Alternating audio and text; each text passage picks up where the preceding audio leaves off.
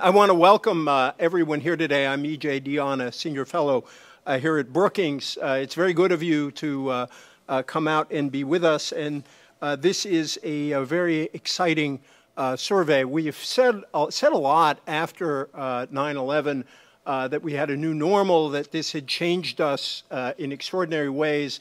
And in some ways it did. And this survey that you're about to hear more about talks about Americans' attitudes 10 years later. We feel more safe marginally, but we feel we have less personal freedom, less respect in the world. But in many ways, perhaps we didn't change, and indeed, some of the divisions among us before 9/11 have only been aggravated. One of the things that we will talk about a great deal are partisan and ideological splits that have spread from issues such as taxing and spending to issues such as what the meaning of religious tolerance is, where we stand on immigration, how we adapt to new groups. We'll be talking a lot about generational divisions in the country. We'll be talking quite a bit about immigration. I can't resist sharing G.K. Chesterton's observation that the United States has sought to make a nation, and I quote him, literally out of any old nation that comes along. We have always struggled over this. We have always, in the end, managed to bend toward inclusion. There's a hunch that my colleague Bill Galston and I draw out of this survey that we will again, but we have also struggled over this question, and there will be a lot about this struggle as we have this conversation. This survey and the report are part of an ongoing collaboration between the Public Religion Research Institute and the Project on Religion, Policy, and Politics here in the Governance Studies Department of Brookings. The survey was carried out by PRRI, and Bill Galston and I and all of us at Brookings remain grateful to Robbie Jones and Dan Cox and all their great colleagues for a collaboration that goes back to a survey we did that might interest some of you on the relationship between Christian conservatives and the Tea Party. All this is available at both of our websites. I also want to say that we are I want to welcome the C-SPAN audience, and I want to note that you can participate in this discussion by tweeting your question. It's hashtag diversity poll, all one word. I got that right, Christine, did I not? Yes, hashtag diversity poll, and Christine will be passing along your questions. So not only will the people here participate, but we hope all of you who are listening will participate. Thank yous often get left off at the end, and so many people worked on this. I just want to say right up front that we at Brookings want to thank Corinne Davis, Christine Jacobs, John Sao, and Emily Lucan. At PRRI, Shannon Craig Straw, Amelia Thompson DeVoe, Sammy Holquist. We also want to thank Camden Richards for some of the lovely charts that you see in this report. Here's how we will proceed. Robbie Jones will give one of his patented, copyrighted, brilliant PowerPoint presentations, which will give you a very good sense of what the survey actually found. That will be followed by Bill Galston. This report, as you'll see, comes in two parts. Bill will present the part that he and I worked on, and then I will separately introduce our respondents. We are truly blessed, if I may use that in the context of a poll that bears on religion, that we will be joined by Dr. Muqtadar Khan and Dr. Jose Casanova. Well, I can't think of anybody better to respond to a survey of this sort, but I will introduce them later on in the program. Right now, I will introduce Robbie and Bill, and Robbie will take it away. Robbie is the CEO and founder of the Public Religion Research Institute. He writes at Figuring Faith, a featured Washington Post on Faith blog, and is one of 6 members of the National Steering Committee for the Religion and Politics section at the American Academy of Religion. He holds a PhD in religion from Emory University and an MDiv from Southwestern Baptist Theological Seminary. So he is fully qualified across the board to offer the observations he is about to. My friend and colleague Bill Galston holds the Ezra K. Zilka Chair in Brookings Governance Studies program, where he serves as a senior fellow. He is also College Park professor at the University of Maryland. Prior to joining Brookings, he was Saul Stern Professor at the School of Public Policy at the University of Maryland and Director of the Institute for Philosophy and Public Policy. You can tell by the title of that institute that Bill knows everything there is to know about philosophy and everything there is to know about politics, and he probably knows a fair amount about baseball, too. We are very honored to have this collaboration with you, Robbie, and it's great that you're joining us here at Brookings again. Thank you.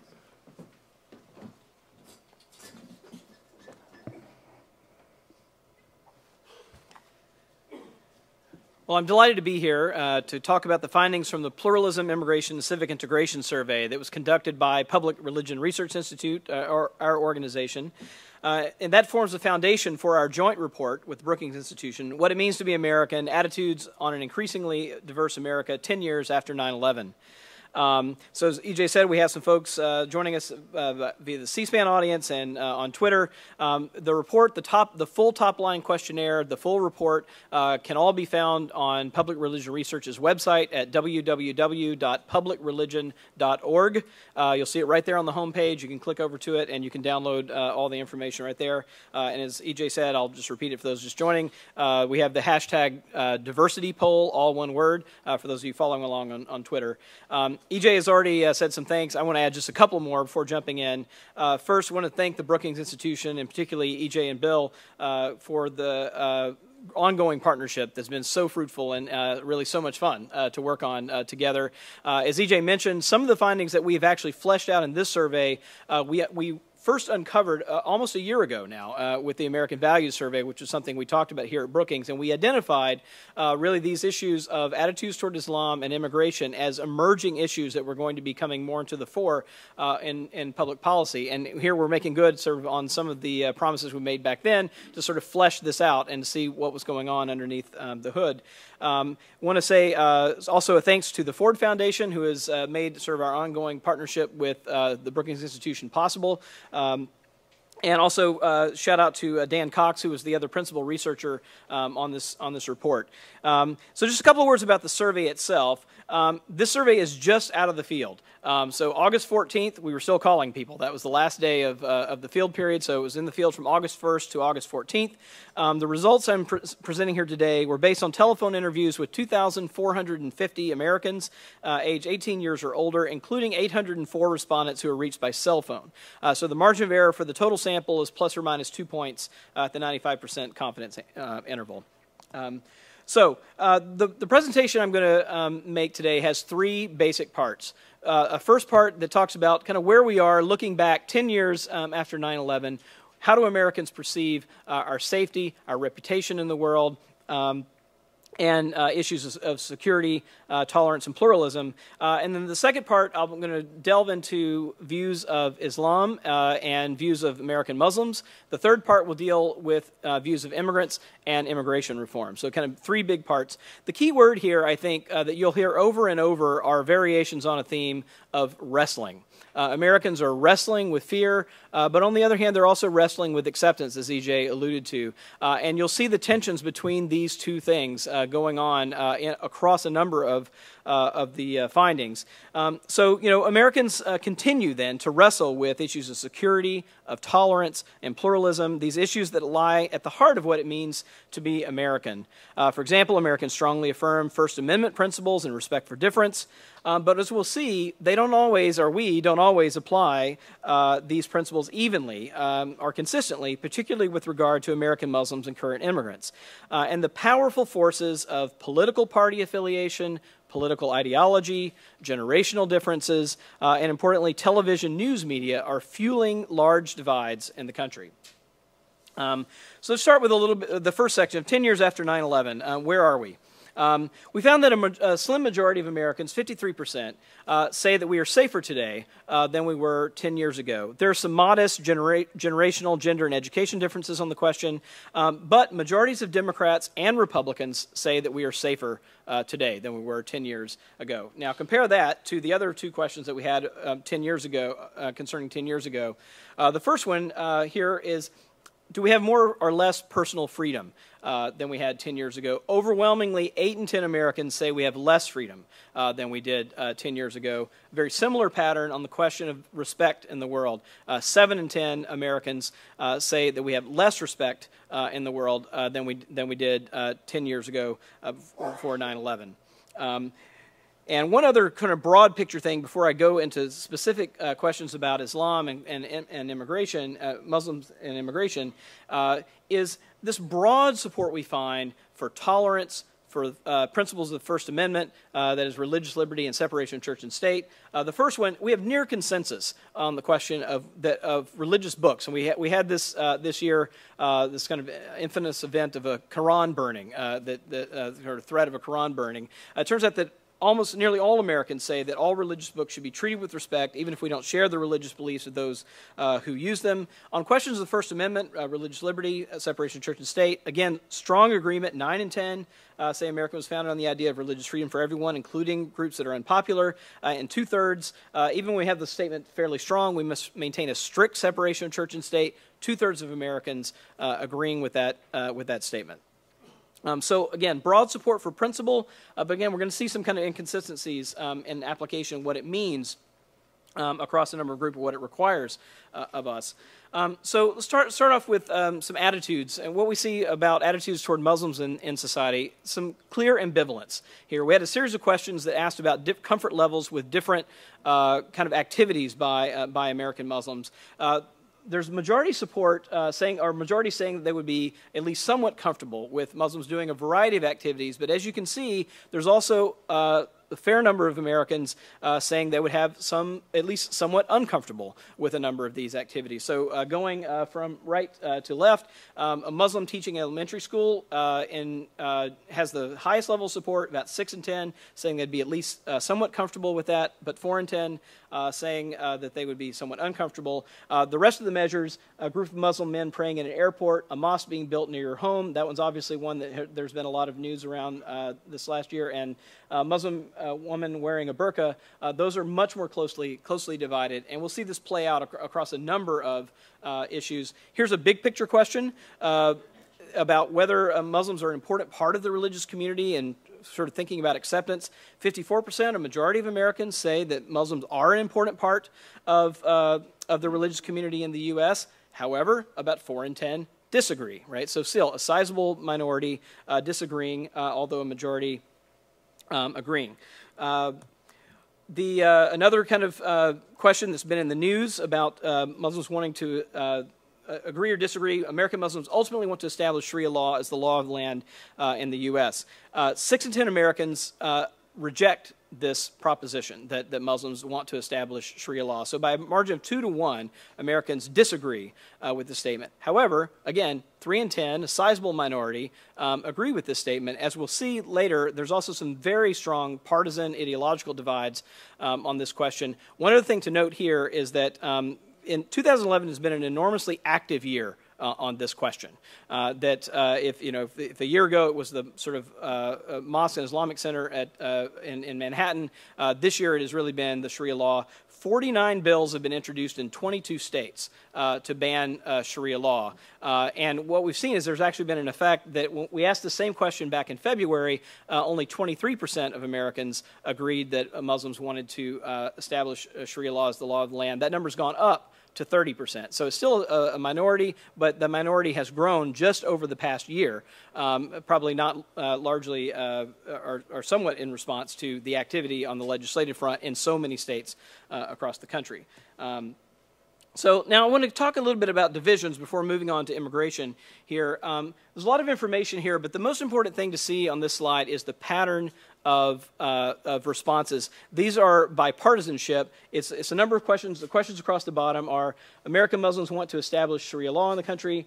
Muslims are not. This is the disagree side. Muslims are not an important part of the U.S. Religious community. And another question that we had about whether Islam is at odds with American values and way of life. If you look at this, you can see really large divides. The blue are self-identified Democrats, and the tan color are independents. The sort of lighter red color are self-identified Republicans, and the darker red color are self-identified Americans who identify with the Tea Party. And so you can see these really large divisions among the country on really all of these questions. The other thing to note here, just two other things to point out, is one, that the divides are actually bigger, and particularly the negative side is bigger on questions about Islam than it is on questions about American Muslims. So this question on the right here is about whether Islam itself, is that the values of Islam are at odds with American values and way of life. 2/3 of those in the Tea Party, 63% of those who are Republican agree with that statement. Only 4 in 10 Democrats agree with that statement. This question divides most of the American community. We find the negative side a good bit lower, actually, on questions about American Muslims, although the partisan divides are still here. One other thing to point out here is that the divides are a little bit asymmetrical. That is, that Republicans are sort of more, sort of further away from the general population than Democrats are on this question. So Democrats average 8 points from the general population in a more positive direction across all these questions, and Republicans average 14 points from the general population in a more negative direction on these questions. We see the same pattern. So this is partisanship. We see a similar pattern on views of Islam and American Muslims. Again, these are the same questions across the bottom, but by most trusted media source. I want to be really clear here. What this question is based on is we asked Americans who they most trusted to give them accurate news and information about current events and politics, which television news outlet.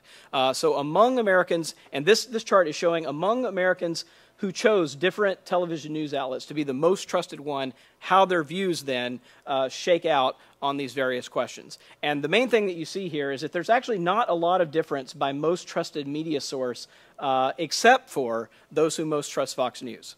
That's the red bar here that really jumps out. On all these questions, Americans who most trust Fox News are significantly more likely than Americans who trust any other television news source to say that Muslims want to establish Sharia law, to say that American Muslims are not an important part of the U.S. religious community, and to say that the values of Islam are at odds with American values and way of life. It's a pretty stark difference here by media source. Finally, before we move on to immigration, one other question. We tried to get a sense of how Americans evaluate religious violence, particularly in light of the tragedy in Norway, and trying to think about how do Americans react when the perpetrator is doing something in the name of Christianity versus when a perpetrator is doing something in the name of Islam. And what we found here is a double standard, and I mean that in the most descriptive light, that there is literally a different standard applied when the perpetrator is a self-identified Christian versus the perpetrator being a self-identified Muslim. And the way it shakes out is this, that 8 in 10 Americans say that when a person commits violence in the name of Christianity, they are not really or truly Christian. So 8 in 10 just reject out of hand their claim to be Christian.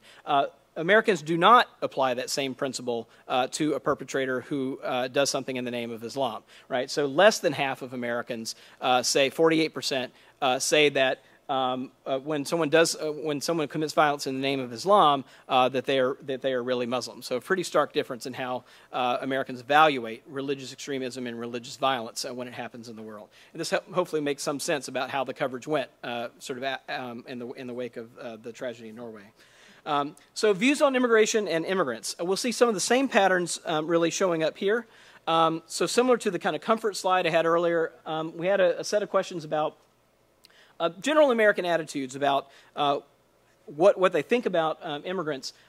Very strong numbers of Americans, nearly 9 in 10 saying immigrants are hardworking, 8 in 10 saying immigrants have strong family values. On the other hand, there's some kind of reservations, things that at least could be interpreted negatively. 7 in 10 say immigrants say they mostly keep to themselves, and a majority actually say that immigrants do not make an effort to learn English here. And again, we'll see there's some strong partisan divides, particularly on the question of learning English in the country, with Republicans more likely to disagree that they make an effort to learn English. Democrats more likely to. Same thing for ideology, not surprisingly. Another general question which paints a similar picture, kind of backs that up. what do Americans think about the kind of overall impact of immigrants on society? Well, a majority, 53%, say that newcomers to American society strengthen American society. However, you should be able to see a pattern here. About 4 in 10 say that that newcomers actually threaten traditional American customs and values. Again, partisan divides here. 6 in 10 Democrats say that that newcomers strengthen American society. 55% of Republicans say that the newcomers threaten American society. So majorities on the opposite sides of this question among partisans. This translates really into some real tensions when we come to policy questions of how to handle particularly the problem of illegal immigrants in the country, what approaches should be taken. On the one hand, if you ask just an agree-disagree question about a support for a path to citizenship, a majority of Americans, 56%, say that the best way to handle the problem of illegal immigrants in the country is to allow them to have a path for citizenship, legal resident status with an eventual path to citizenship. At the same time, 51% say the best way to handle the illegal immigration problem is to make a serious effort to deport all illegal immigrants, right? So we have a little bit of inconsistency here in the way that Americans think about, but both of these things are true at the current state. By the way, just as we saw an increase in the numbers on Sharia law over the past year, we polled on the same question about support for deportation in March of 2010. It was far below majority support. It was in the 40s. I can't have the number right in front of me. It was low 40s of support for deportation. The number's now climbed to majority support on the other side since March of 2010. However, when we put these two things head to head, we see a kind of different picture. So these are just kind of asking them individually. When we put them head to head with a presumption that the border would be secured on both sides of the question, and we sort of ask respondents to choose head to head in a question, which do you think is the best way? A, secure the borders and provide an earned path to citizenship, or secure the borders and arrest and deport all illegal immigrants. The secure the borders and provide an earned path to citizenship side strongly outweighs the other side. So when they're put head to head and you ask people to choose with the presumption that the borders will be secure, 6 in 10 Americans say provide an earned path to citizenship rather than deport all illegal immigrants. But as you can see, there's a lot of room to play here in the joints of these questions. Setting up a very similar pattern, I'm going to look at partisanship and media consumption patterns across a number of questions here. Again, we're going to see this very similar patterns in partisanship and also media. This one's on partisanship. Across the bottom, I have the question about whether one favors the DREAM Act, that is, allowing illegal immigrants brought to the U.S. as children to gain legal resident status if they join the military or go to college. 6 in 10 Americans overall support that. You can see the strong partisan divides. Again, Democrats are in blue, Republicans in light red, and Tea Party affiliates in the darker red. Second question is favor a path to citizenship. This is the kind of standalone question, allowing undocumented immigrants who've been in the U.S. for several years to earn legal working status and an opportunity for citizenship in the future. And finally, disagree with deportation. This is the disagree side of deportation, so they'd all run the same direction. We should make a serious effort to deport all illegal immigrants back to their home countries, those who disagree. Again, what we see here, Democrats, at least 6 in 10, favoring the DREAM Act, favoring a path to citizenship, and disagreeing with deportation. On the Republican side, 4 in 10, only 4 in 10 agreeing, only 3 in 10 disagreeing with deportation, and those who are affiliated with the Tea Party a little bit lower even on all of those. But again, the same pattern you see, really strong kind of partisan divides on these questions. Again, if we look at media consumption patterns here, see a kind of a very similar pattern as well. With, again, Fox News is in red here, public television viewers on the right here, those who say they most trust Fox News, be very careful about that, in the red. Those who say they most trust public television, way over here in the darker blue, and we've kind of generally tried to arrange them in order. And on all of these questions on immigration, we see a very similar shakeout with those who say they most trust Fox News, much less likely than the general public to favor the DREAM Act, to favor a path to citizenship, or to disagree with deportation. The one thing that's a little different here is that those who say they most trust public television viewers stand out a little bit more on this, or stand a lot more on this question than they did on attitudes toward Muslims. So we see 7 in 10 of Americans who say they most trust public television standing out here on this question and favoring all these things and disagreeing with deportation. So finally, support for, I just want to kind of lay out something on religion here and say a little bit something about the DREAM Act as maybe opposed to more comprehensive reforms. This is also in the report. That opposition for the DREAM Act, that is allowing sort of younger immigrants who are here in the country illegally to sort of gain legal resident status if they join the military, go to college, actually has a little bit there's less intense opposition and there's a little bit broader support for that question than the kind of more comprehensive question about immigration reform. And I just wanted to sort of put up some religious differences here.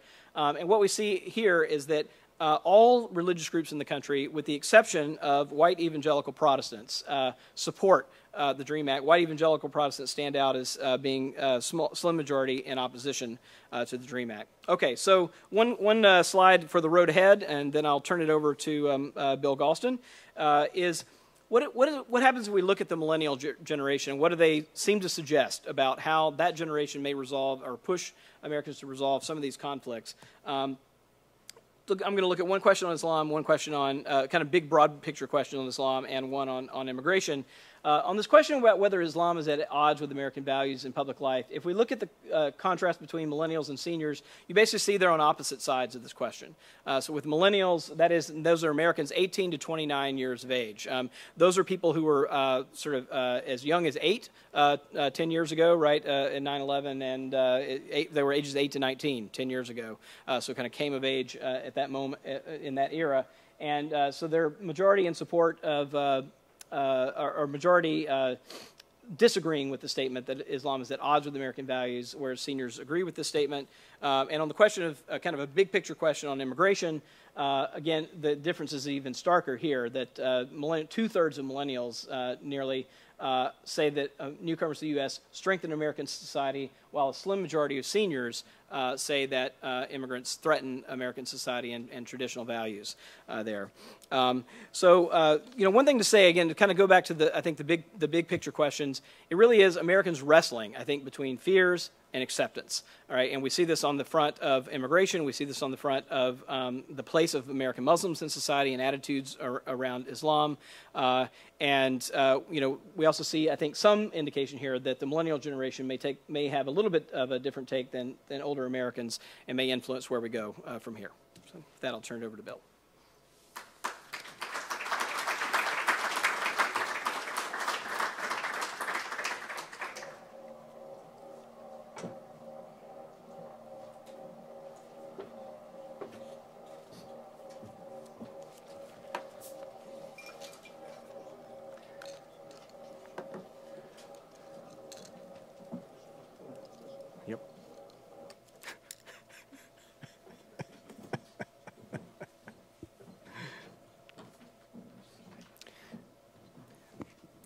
Well,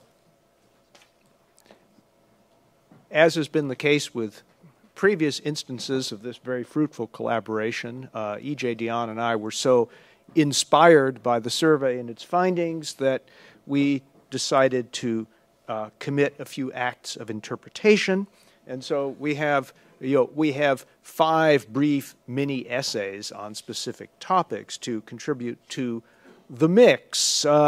E.J. began his remarks by quoting Chesterton. Well, I guess I can too. And that is, Chesterton also famously described America as a nation with the soul of a church. And then that raises the question, well, which church? And the answer is that the unifying religion of America is Americanism. And so the question is, how do you get to be a member in good standing of the American church? And who decides? And how capacious are the boundaries of the American church? And that essentially is the question that this wonderful survey probes. And let me make 5 points in 10 minutes. First point, the United States is committed at its core to the idea of free exercise of religion and respect for diverse faiths. But that commitment historically has been tested by successive waves of new religions, either homegrown or coming to the United States through immigration that have tested the boundaries of a doctrine that was originally developed within Protestantism. In the 19th century, conspicuously, Mormons and Catholics, and today, Muslims. And our argument is that public attitudes towards Muslims today, to the extent that they encapsulate reservations about Muslims, combine some of the features of 19th century attitudes towards Mormons and 19th century attitudes towards Catholics. The opposition to Mormonism was less theological than it was practice-based. There were specific Mormon practices, particularly polygamy, which the very first platform of the Republican Party in the 1850s described as one of the twin relics of barbarism, slavery being the other. In the case of Catholics, it was more theological and doctrinal. First, the belief that was not without foundation that the Catholic Church in the 19th century was officially opposed to liberalism and democracy. And secondly, the belief that it demanded loyalty to an authority other than the supreme authority of the Constitution of the United States. And Mormons and Catholics had to adjust, as did the United States, in order to bring them within the framework of free exercise. And we would argue on the basis of this survey that attitudes towards Muslims today combine reservations about specific practices, for example, the wearing of the burqa, which evokes a great deal of discomfort, as Robbie has just indicated, along with broader fears about the incompatibility between the values of Islam and the values of the United States. On the other hand, there's evidence of building inclusion.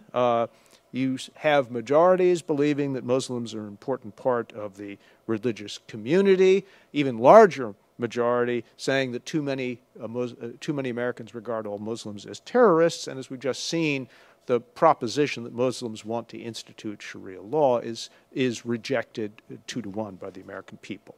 So, wrestling. America is wrestling with Islam and Islam with America, and this is part of a oft-repeated historical pattern.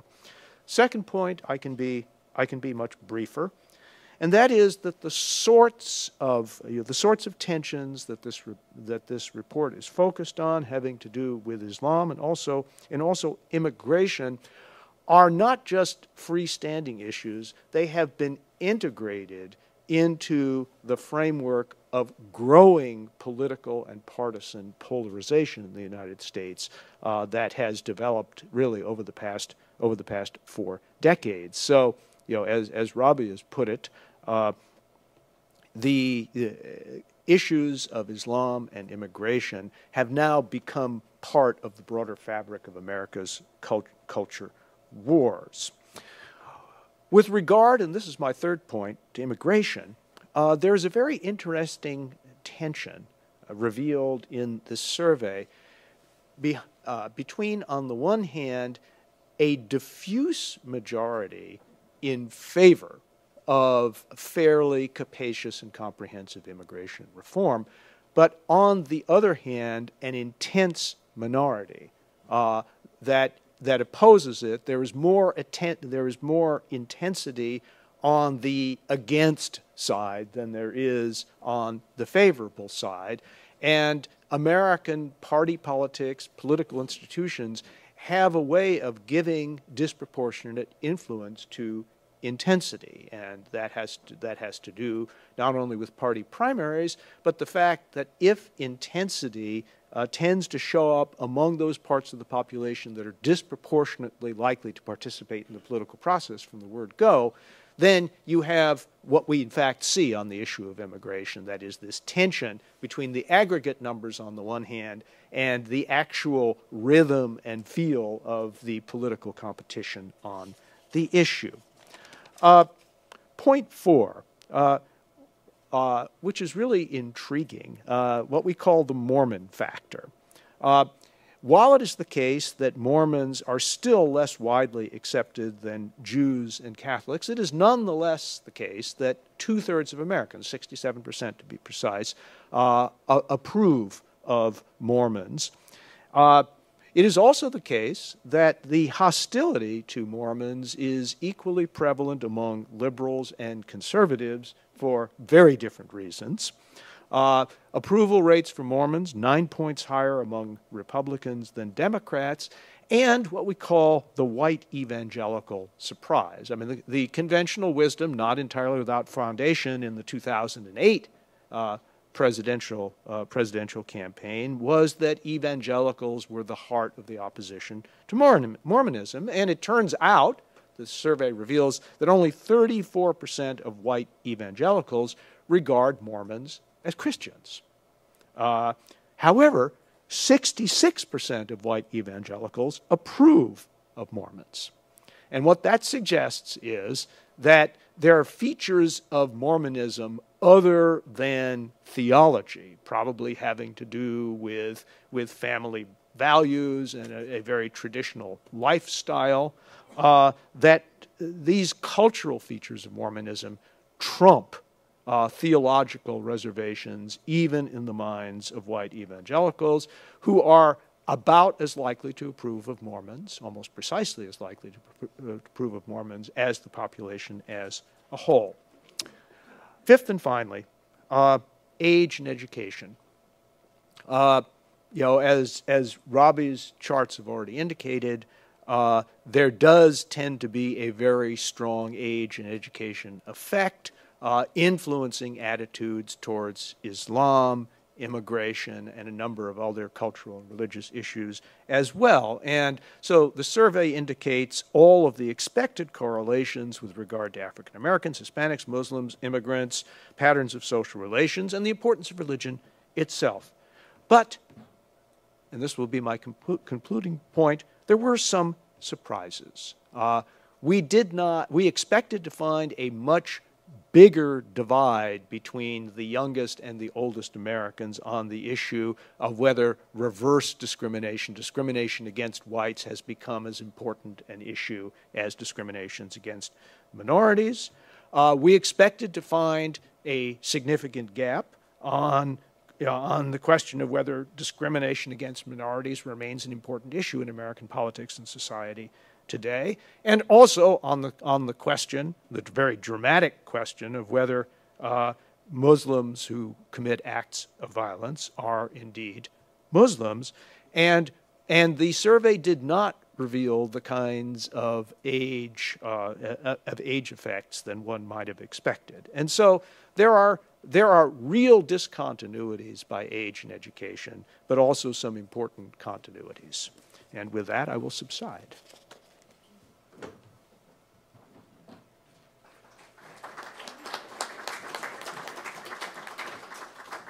Thank you very much, Bill. If I could just reiterate to our audience that if you want to ask a question or post a dissent, it's hashtag diversity poll. I think we might, Christine, begin with one of our questions from outside the room when we get to the Q&A. I'm grateful to Robbie for mentioning the Ford Foundation as supporting both of us, and I particularly want to thank Sheila Devaney, who's been a real friend to us. She has a passion for these issues and also a deep and broad knowledge of these issues. That's a really good combination, and we are very grateful to her. I also want to welcome my friend Melissa Rogers, who's a non-resident senior fellow here at Brookings and a partner with Bill and me on many of our religious and public life religion and public life projects. If we had polled other students of religion, religious pluralism, and religious freedom and asked, who should we invite, or whom should we invite? Somebody will help me on that, to be the respondents on this survey, they would have come up with Dr. Muqtadar Khan and Dr. Jose Casanova without any of those demographic breaks. It would have been very close to unanimous. Dr. Muqtadar Khan is associate professor in the Department of Political Science and International Relations at the University of Delaware.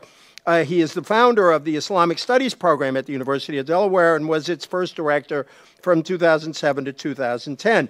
His most recent book is Debating Moderate Islam, the Geopolitics of Islam and the West, and he will be our first respondent. Dr. Jose Casanova is one of the world's top scholars in the sociology of religion. That's just not a nice thing you say in introduction. That is actually true. He is a professor in the Department of Sociology at Georgetown University. He heads the Berkeley Center's program on globalization, religion, and the secular. He has published works in a broad range of subjects, including religion and globalization, migration and religious pluralism, transnational religions, and sociological theory. And so I welcome first Dr. Khan and then Dr. Casanova, and thank you so much for being with us.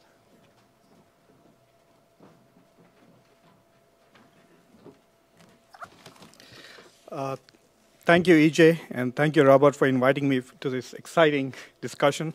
I'm also delighted to be back at Brookings. I used to be a fellow here for a long time. There are several such surveys that are coming out about Muslims and Muslim attitudes about America and about American attitudes towards Muslims. And for me, who is consuming all of these surveys, it's an emotional roller coaster. I looked at a recent survey by Gallup, which says that 80% of American Muslims approve of Obama. Maybe they're not reading the news. 66% of American Muslims say they are thriving and they are happy to be here, and they are doing better than anybody else. And in terms of religious tolerance towards others, American Muslims score more than anybody else, just 1 point above Mormons in the US. That made me very happy. And then I looked at the survey, and I'm really very depressed. But let me tell you the good news first. The good news is that regardless of the nature of the favorability that is reported, it has become obvious that attitude towards Islam and attitude towards Muslims has become a constitutive element of American identity. You cannot be an American without having a position on Islam and towards Muslims. And the kind of position you take about Islam and towards Muslims will also define the kind of American you are.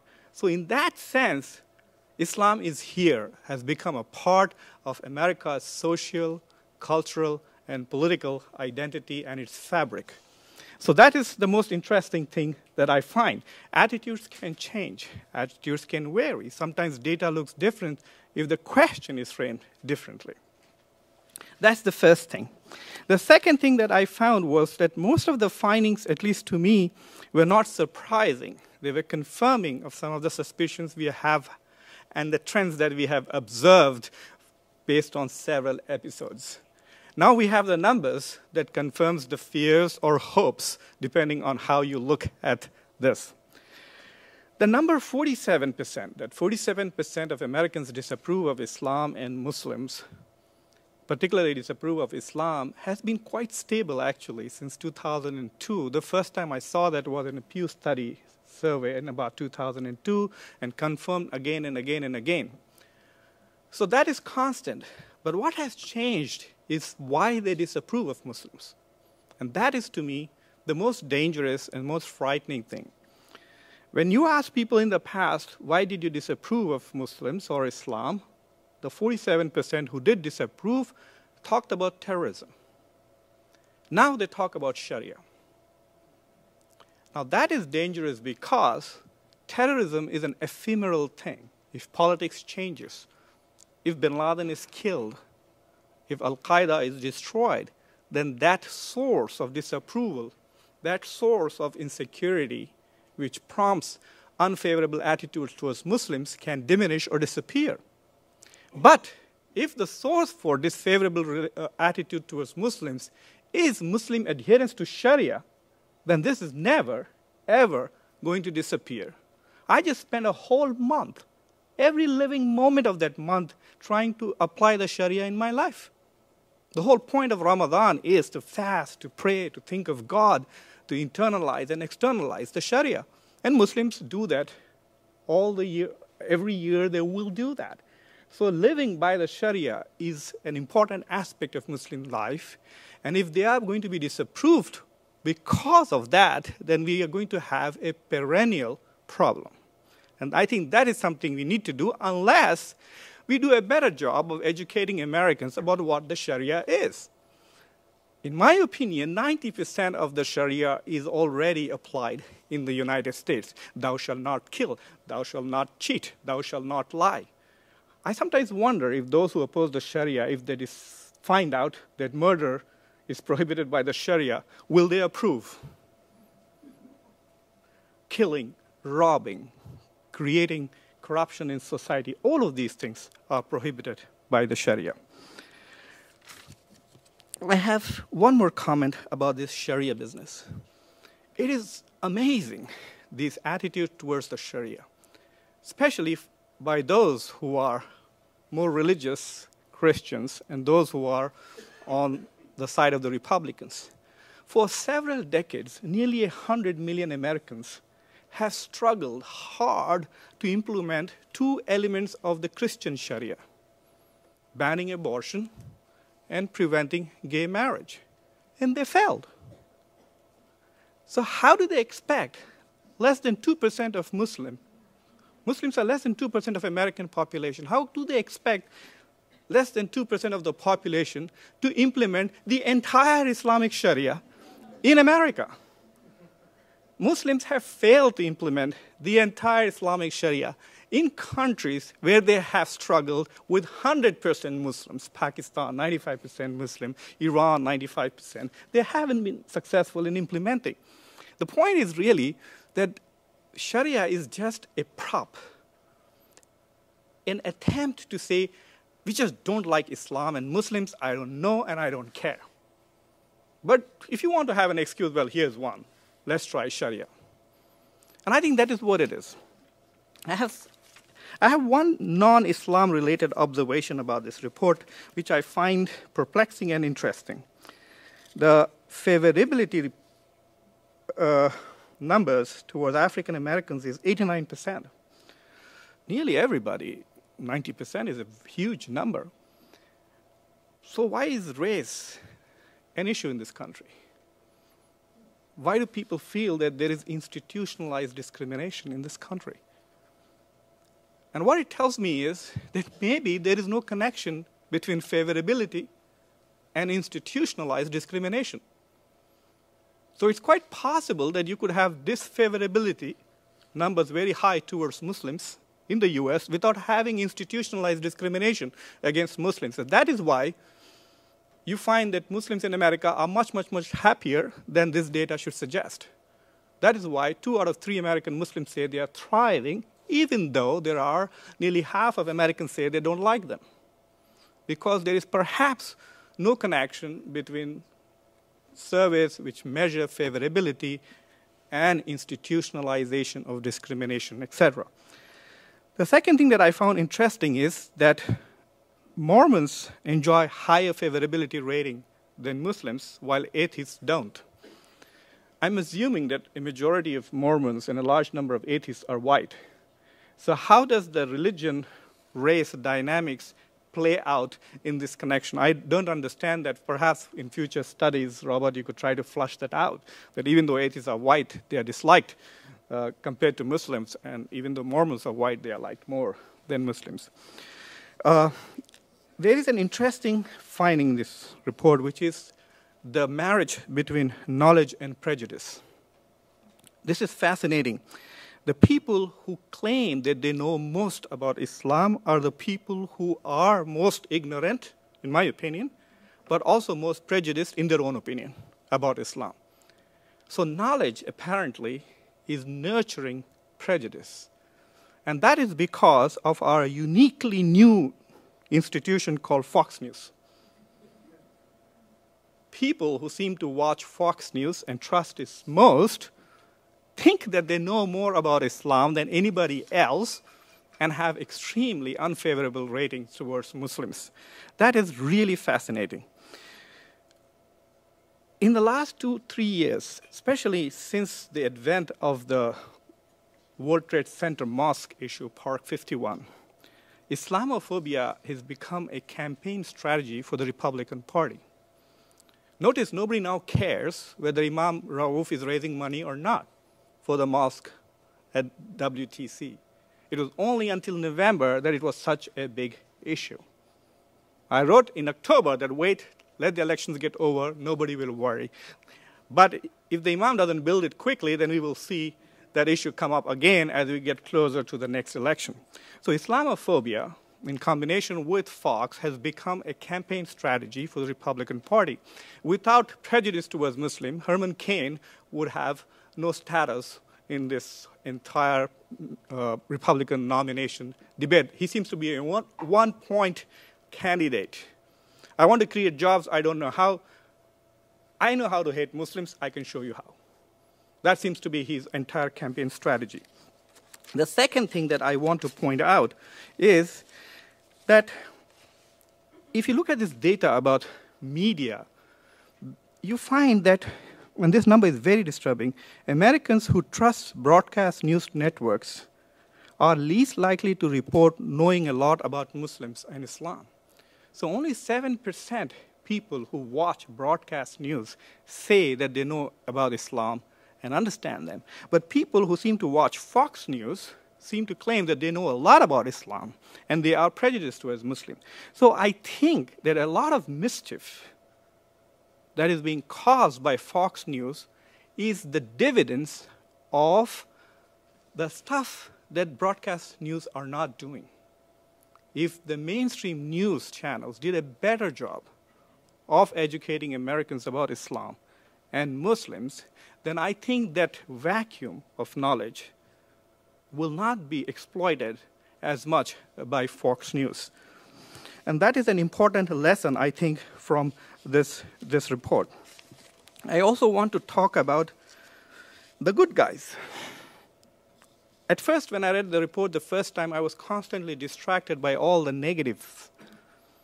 When I read the second time, this is what I read. I said, oh my God, while bigots will be bigots, the good guys are also scary.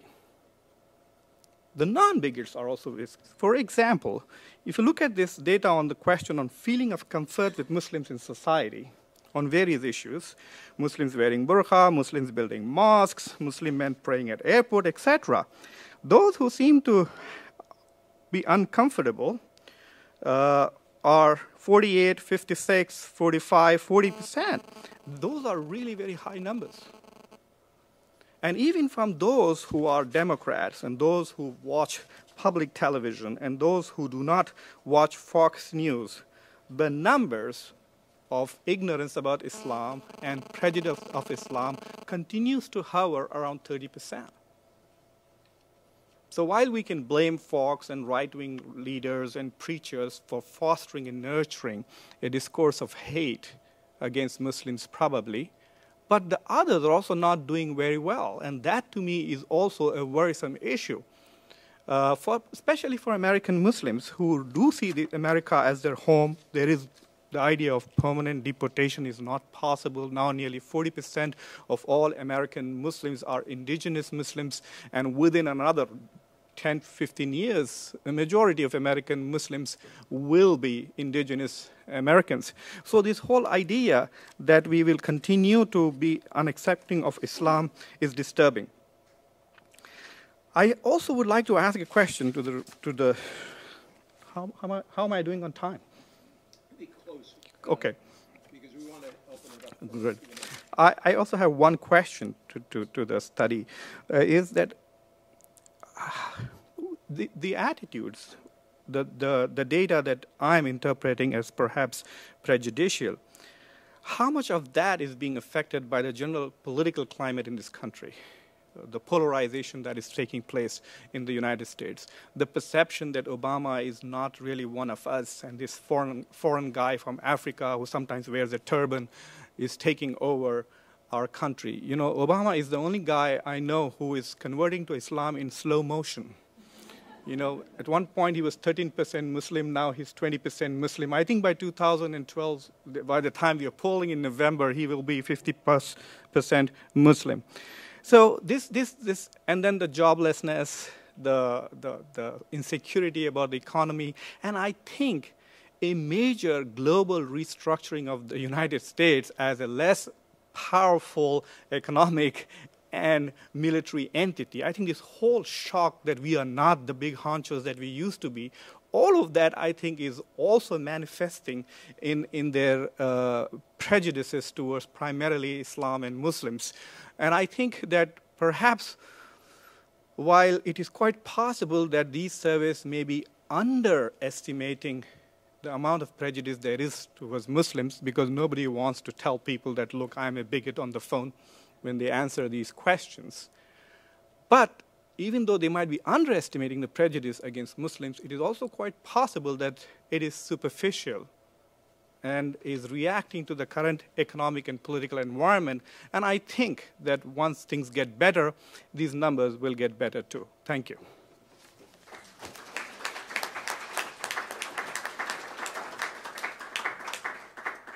While Dr. Casanova works his way up again, I want to remind the viewers they can comment. Oops. I want to remind viewers they can comment at or question at hashtag diversity poll. We invite dissent as well as questions from any point of view, including perhaps Muslims who are Republicans or Fox News viewers. Thank you for joining our conversation. Dr. Casanova, it's an honor to have you here too. It's a pleasure to be here, and I'm very thankful for the invitation. I have 4 brief points or comments, which I hope 2 minutes each will be probably sufficient. First, the relation between private opinion and public opinion. What we actually call public opinion is privately held opinion made public by such surveys and pollsters as this one. So the question is, what is the relation between private opinion and public opinion? Does private opinion change by being made public? And what are the reinforcing loops between media, private prejudices, both in the positive sense of prejudgment, that we need to know anything, but also in the negative sense of not right views of things.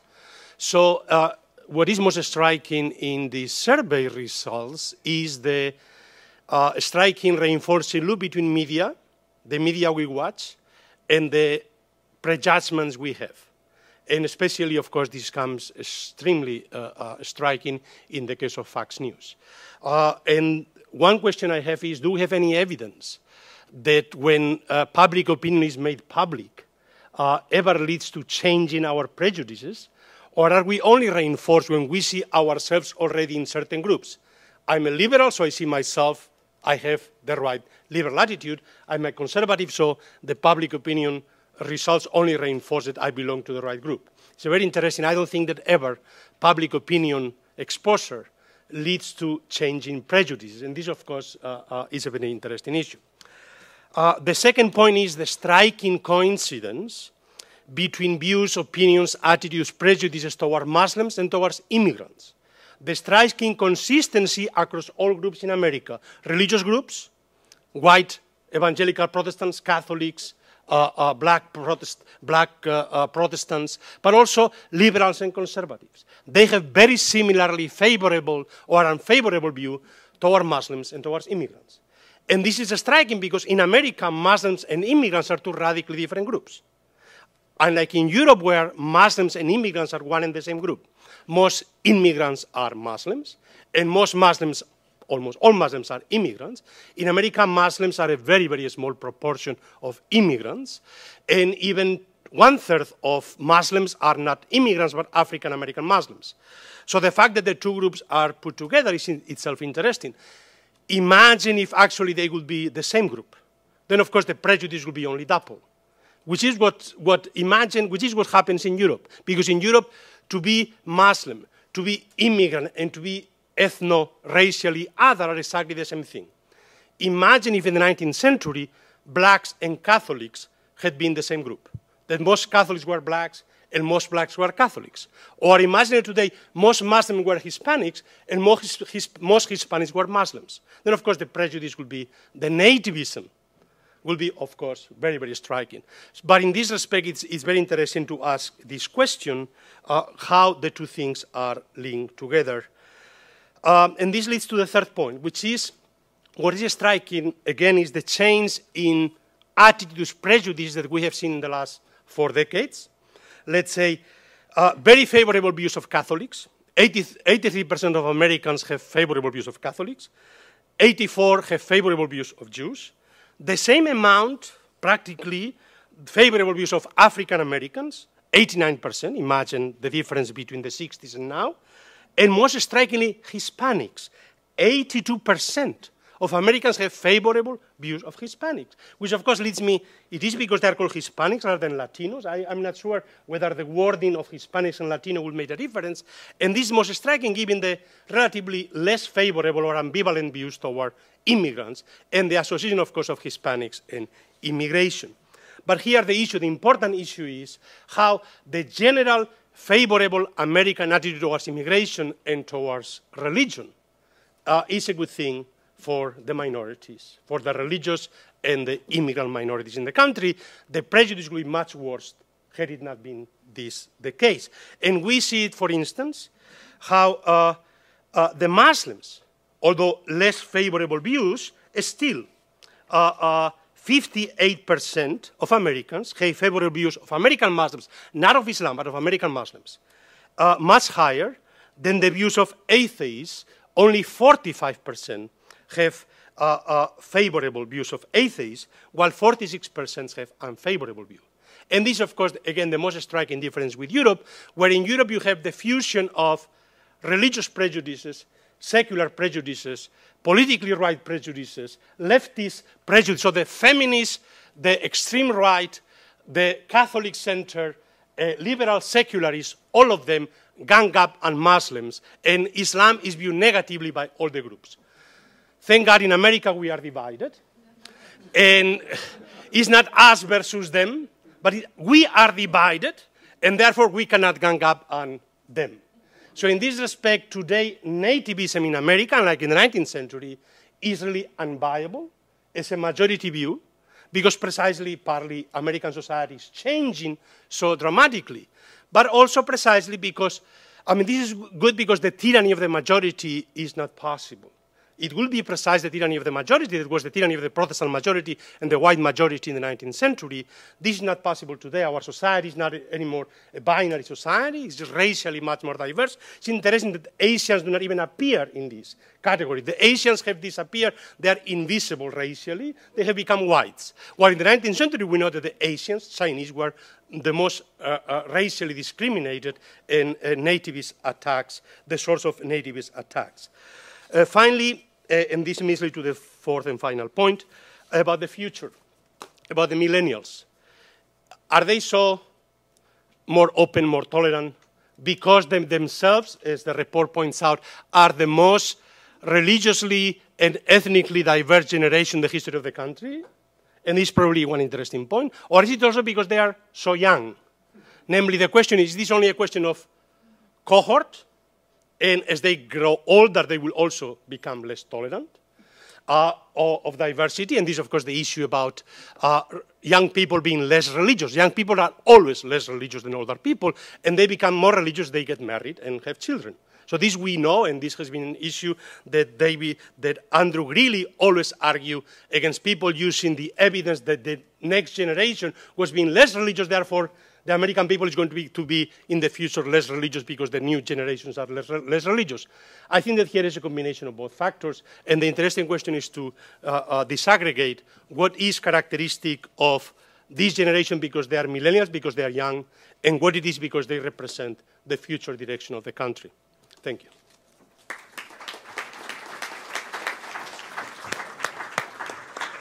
Thank you so much. I had this philosophical question that crossed my mind, Professor Casanova. If someone expresses a private opinion in a forest and there's no pollster around to record the view, is it public opinion? What a wonderful presentation. To both of you. I want somebody to bring a mic to Christine who will read a question. Oh, she's got it. But before you go, Robbie just wanted to put a few other numbers on the table in response to the presentation, and then we'll go to our Twitter feed, and then we'll open it up for questions. But we'll keep also going to our viewers on C-SPAN. Robbie. Great. No, thanks, EJ. And thank you, Dr. Casanova and Dr. Khan. Really appreciate the insights. There's more on the table than I can respond to, but I do want to just take a couple of moments that may help kind of put a few more things on the ground related to the things that Dr. Khan and Dr. Casanova raised.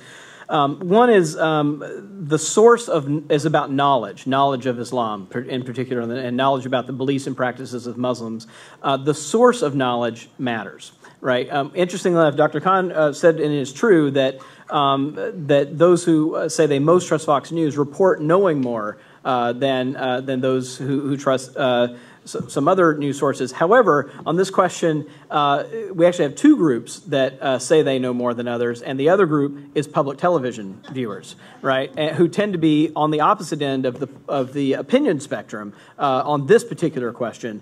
So what we have is kind of those who say they most trust public television saying that they know a lot, and those who, however, the numbers are quite small even for those two groups. Still most say they don't know a lot, but there are higher for those two groups. The difference is that those who say they most trust Fox News are about twice, that cohort is like twice the size of the group that says they most trust public television. So there's a kind of asymmetry in that regard. The other thing I wanted to just raise is how much is this sort of affected by the polarization in the country? And I just want to re-emphasize this point. I do think that it's right, as Dr. Khan said, that just to kind of put an exclamation point on this, that having an opinion on Islam and an opinion on immigration and immigrants as well is becoming a kind of defining feature of American public debate and how people sort of locate themselves in kind of ideological circles and partisan circles as well.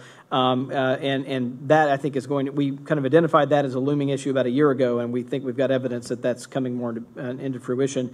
Finally, on the question that Dr. Casanova raised on correlations, on these kind of views of Muslims and immigrants, we do see very striking patterns. However, it's clear that it's a complicated correlation. So when we actually ran some correlation analysis to see if favorability of Muslims was kind of connected with, the correlation is statistically significant but very modest. Between what and what? Between favorability of Muslims and favorability of like Hispanics, for example. That the correlation is statistically significant but very, very modest. So it means it's there, but it's very complicated. It's not a one-to-one correlation. There's different dynamics happening in that debate. And then the last thing I would say about this that both of you raised is this kind of high favorability rating and maybe ambivalence on policy issues, right? That doesn't translate in a one-to-one direction. That's absolutely true. One thing I want to say about this is a couple of reasons that may be, and it's clearly the case that when these are all telephone surveys that people call and sort of answer, and there's a human being a stranger on the other end of the line asking questions. There's something that sociologists are always talking about as a social desirability effect that may inflate numbers. We know, for example, that the number of people who attend religious services, who report they attend religious services on a weekly basis, is probably about double of the number of people who are actually there on any given Sunday, right? And that's because there's a kind of desirability effect on that. And there probably aren't enough pews to house the number of people who say that they actually attend religious services on a weekly basis in America. But nonetheless, people understand. But understanding the direction that a social desirability effect works is actually quite interesting and important and tells us something.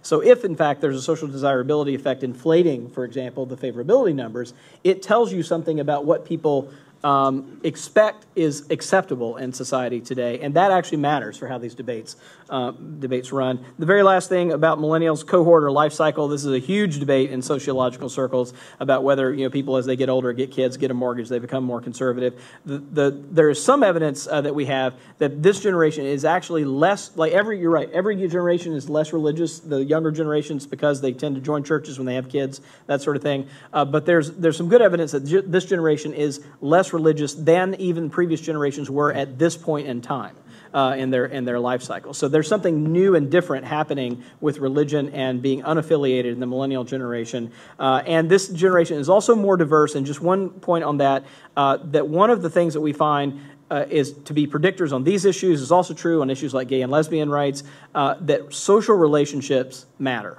for people's views. And in fact, when we run regression models to kind of try to tease out what are the most important independent predictors of one's views on this, on these kinds of issues, that relationships matter. So, for example, it's true in both the case of immigrants and Muslims that never having contact with someone Muslim is a high predictor of having a sort of negative view toward Muslims. The same is true. Never having contact with Hispanics is a kind of high predictor, independent predictor, holding all kinds of other things constant.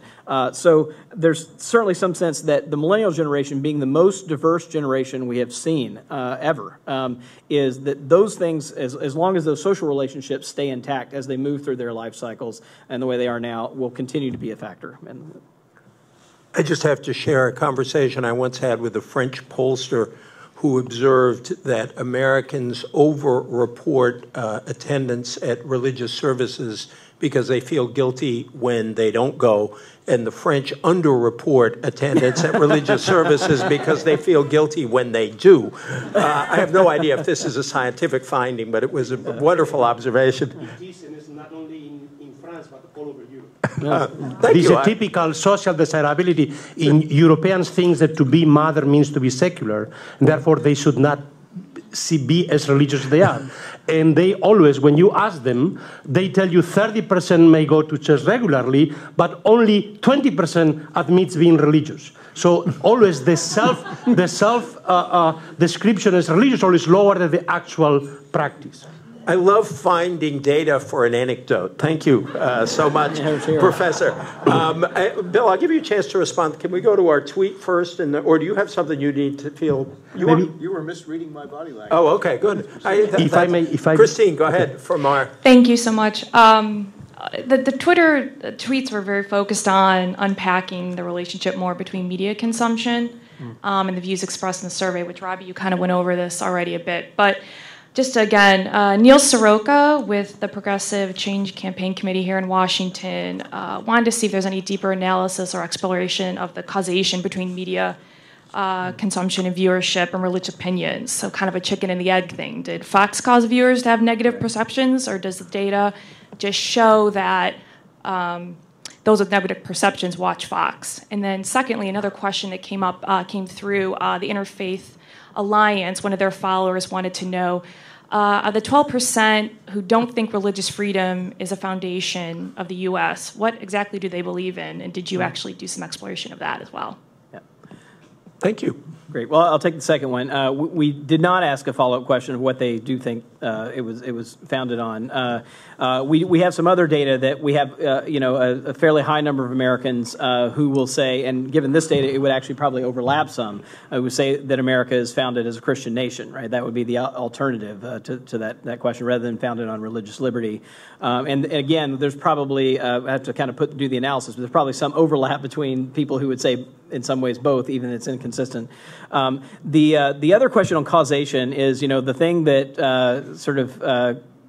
just haunts political scientists of kind of sorting out the causation. We can't fully sort it out. I mean, correlation is not causation, right? That's the mantra of kind of social science. But what we can say, the closest step we can do is we did run some regression models to at least tease out whether there were kind of other intervening variables that were somehow explaining it. For example, You're talking about the Fox News. Sorry, it's the Fox News. Sorry, I'm back on the media question about whether media influences views, or whether people who already hold certain views gravitate towards certain media because they hold those views and they're going to get them reinforced. We can't fully sort that out at all. And just again, to be clear, our questions are about most trusted media sources, not about frequency of use, but people who say they most trust this television news source. But what we can say, just on the Muslim side, is that when we run some regression models holding a lot of other demographic variables constant, what we see is that trust in Fox News does show up to be a solid independent predictor of views on Muslims and views on Islam, and that's holding constant, being conservative, being Republican, region, gender, education, a bunch of other demographic variables like that. That still doesn't sort out the issue of causality, but what it does sort out is that it's not some intervening variable actually explaining that it's actually there's actually watching Fox News, or sort of most trusting Fox News, is an independent predictor apart from. In fact, it's twice as powerful as any other thing in the model, including being conservative, living in the South, and other kinds of things that you might think of that would be strong predictors. Can I quickly add something? Yep. One of the interesting things about Fox is that the second biggest owner of Fox is a Muslim, Prince Al-Walid of Saudi Arabia. So that's an interesting factor. For him, it's a profit-making enterprise, and then he gives $20 million to various universities to combat what Fox is doing. Figure that out. But I think that if you look at broader media studies, you will find that the reader has changed. Today, we don't go looking for information. We are shopping for evidence that will confirm our pre-existing opinion on certain issues. So I have a feeling that Fox's audience is pre-selected by the attitudes they already have. What Fox does is legitimizes it by a pretense of, look, I have this information and I have this expert on Islam who will simply come here and verify your worst fears about Islam. So I think that these media sources are merely combating to confirm the prejudices and opinions that the consumers already have. We were speculating about this at breakfast with some folks, and on the one hand, as Robbie, I think, importantly underscored, that Fox News or media consumption question generally is partly attitudinal as well as behavior. But our speculation was that a given audience may go in 65-35 on one side and come out 80-20, and about with that, so that you don't have the complete change in view, but perhaps a reinforcement of views. But again, this goes beyond the confines of our survey into trying to figure out what it means. So who in our actually present audience? Sir, well, let's bring a mic right up to the front, our old friend, Mr. Mitchell. Thank you. Garrett Mitchell from the Mitchell Report. When we, I use the royal we, last met with your earlier survey on American values, I think. It seems to me that Bill Galston made the observation that that one of the most salient pieces of information that came out of that was, and I believe it was, as he made it, he looked toward the White House and said it would be important for someone who understood this survey to understand the importance of American exceptionalism. Today, and by the way, there seemed to be some moves by the president shortly thereafter that suggested that maybe he had understood that. So today, Bill begins his presentation by quoting Chesterton, "America, a country with the soul of a church," and then said then that church is America or Americanism. And I wonder if you could flesh that out a little bit for us. What does that mean, and whether that's directed at the White House or candidates in other parties? What is the what's the takeaway? What does that really mean? You will take that exceptional question, right? How much time do we have? Let me be inadequately brief, but I will stay very close to the survey itself in an effort to answer that question. As EJ and I reflected on the survey, thinking about our essays, we narrowed a very rough and ready answer to your question down to 3 propositions. Number 1, a broad acceptance of American constitutional principles and values. Now, obviously, there's a big zone of contestation there, but there's also a big zone of agreement among Americans in a rough and ready way as to what those are. Second is buying into the American dream, however temporarily counterfactual that commitment may be, in the sense that people who want to become Americans are expected to embrace the values of hard work, personal responsibility, family responsibility, contribution to your community, etc. That general basket. And third, you are expected to accept one of the principal symbols and practices of American unity, that is the English language. And so the finding in this survey that a lot of non-immigrant Americans have reservations about a lot of immigrant Americans on the grounds that they stick to themselves and don't learn English and are seen as forming enclosed communities. That is a big problem. So those are three propositions about the religion of America being Americanism that I think are completely consistent with the findings of this survey. And let me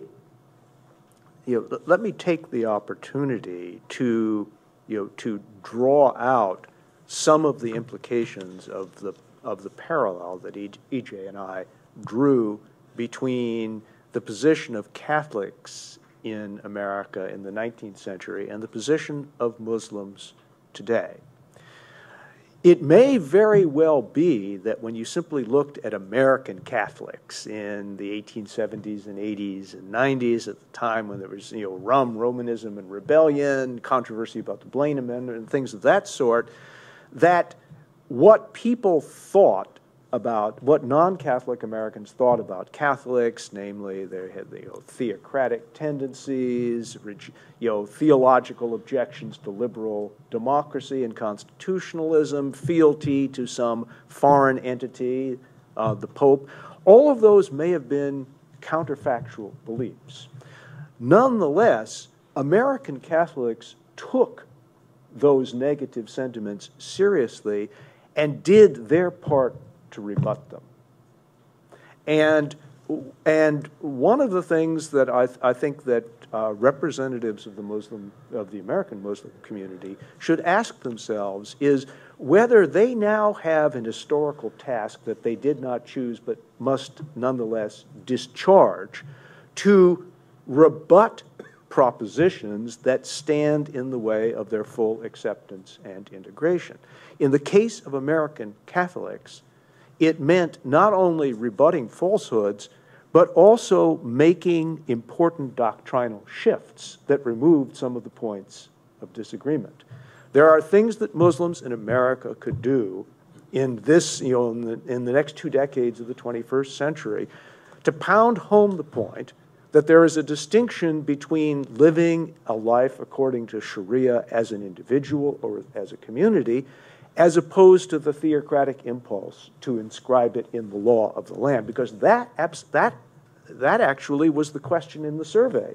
It had nothing to do with the private or communal observance of Sharia. It had everything to do with the expansion of that to the legal and constitutional framework of the United States. And there were similar fears about Catholics in the 19th century.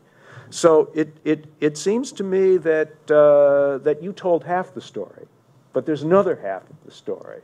There is a reciprocal responsibility on the part of the Muslim community, and I'm making that point especially because I am struck as a student of American history by the fact that the reaction against American Muslims after 9/11 was not nearly as severe as the reaction against Japanese Americans after December 7th, 1941, and I'm struck by the fact that that President George W. Bush, who's come in for his share of criticism, did a lot more than FDR did, to blunt the force of prejudice against such groups. So, so there has been some reciprocity on the non-Muslim American side, and I think that there's room for a sort of a broader dialogue here. Could I just say very quickly, do you want to come in on that? Yeah, I just want to say very quickly, one of the things that heartened me looking at these numbers was thinking about history, because I do think two things. One, on the language front, there was always a view that the new immigrant groups weren't assimilating fast enough on language grounds. We've always had foreign language media going way back in our history. And secondly, the parallel between Catholics, anti-Catholic feeling and anti-Islamic feeling just strikes both of us as very, very strong. And as Bill suggested, there has been change on, if you will, there was change over time on both sides of that, though it took a very long time. One can measure the distance between the Al Smith campaign in 1928 and the John Kennedy's campaign in 1960. That was a lot of years. Nonetheless, it did eventually change, although I suppose if you are a Muslim American, that's an awfully long time to wait. But it did happen. Dr. Khan. I don't think anybody who has any kind of a leadership position in the American Muslim community will disagree with what Bill has to say. In fact, the community has been acutely conscious of this for more than a decade and a half. For example, the perception that Islam and democracy are incompatible, and I dedicated 10 years of my life to make the point that it is not. And that entailed two things. One is diffusing the misconceptions about Islam out in the media, but also required a reformative interpretation of the faith itself. So what you're suggesting is to change perceptions of Islam, but also transform the very practice of Islam. So both of those happen on the issue of Islam and democracy. In 1999, a significant amount of American Muslims were saying that democracy is kufr, unbelief. And now it's not even an issue. No one even talks about it. Similarly, there are other aspects of which this is not the place to discuss Islamic reform, but American Muslim leaders and imams and thinkers have been working incessantly on this issue. What is the challenge is that the community is small.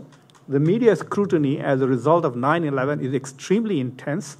And we also have this phenomena of ongoing immigration and new converts. So by the time you have educated your main base, the base has expanded with people who are coming from other parts of the world. And so while Muslims are busy engaging the media, they also don't have the resources and time to re-educate the new entrants into the community. And I think that is a challenge for American Muslims, no doubt about it. Dr. Casanova, and then we'll open it up, and Christine can report. I'm going to bring in several questioners at once in the next round so a lot of people can get in.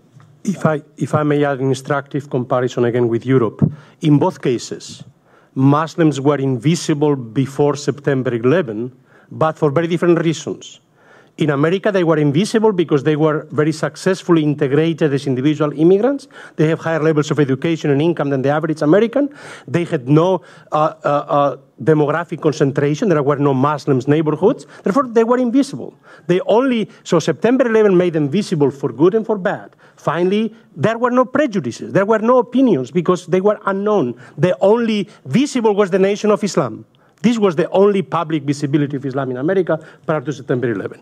In Europe, they were invisible because they were Turks, Pakistanis, and Maghrebis. There were no Muslims in Germany before 2000. There were no Muslims in Great Britain. There were no Muslims in France. They became Turks, suddenly became Muslims. Pakistanis became Muslims, and Maghrebis became Muslims. Today, there are no Turks in Germany. There are only Muslims, while before there were only Turks and no Muslims. This is a very interesting comparison. So there were very clearly prejudices against them as ethnic groups, but not as religious groups. Now it has changed, and it's the prejudice against Islam itself that has become the most important characteristic. Thank you for that acute observation. That's very helpful. Let's go right across the middle here. The lady in, is that sort of red? Please. And if you could say who you are, that would be great. Sure. Lisa Daughtry-Weiss. I noticed that you said that the survey said the most positive indicator for acceptance of Muslims is social contact. But in rural areas, obviously, there are not as many Muslims. And I wondered if you looked into that. I wondered particularly about the role of faith leaders or national faith leaders in particular in speaking positively about Muslims as a way of countering Islamophobia, or what sort of other ways that you saw would be positive to counter. And could we pass the mic over there? Could somebody stay with the mic? This gentleman over on the left, and then that gentleman up there, right there. Thank you. Left only in geographic sense from up here. I have no idea where your views are. You've commented that America is founded on the principle of religious freedom. Also that we see a decline of religious practice in the millennial group. And in that informs our morality. What is the forward-looking, what is that suggesting for our forward-looking view? And I would raise the question specifically, do we have any idea or any reaction about what we as Americans are willing to accept in our society? So if we have the perception that Muslims are terrorists, are we willing to accept acts of violence against that community? Is that where this is heading? I would just raise that as a community question that we need to consider seriously. Thank you very much, Robbie. There's an interesting question on that subject in the survey that Robbie can report. Sir, thank you. Alan Crowd. I teach immigration history at American University, and I'm a non-resident fellow at the Migration Policy Institute.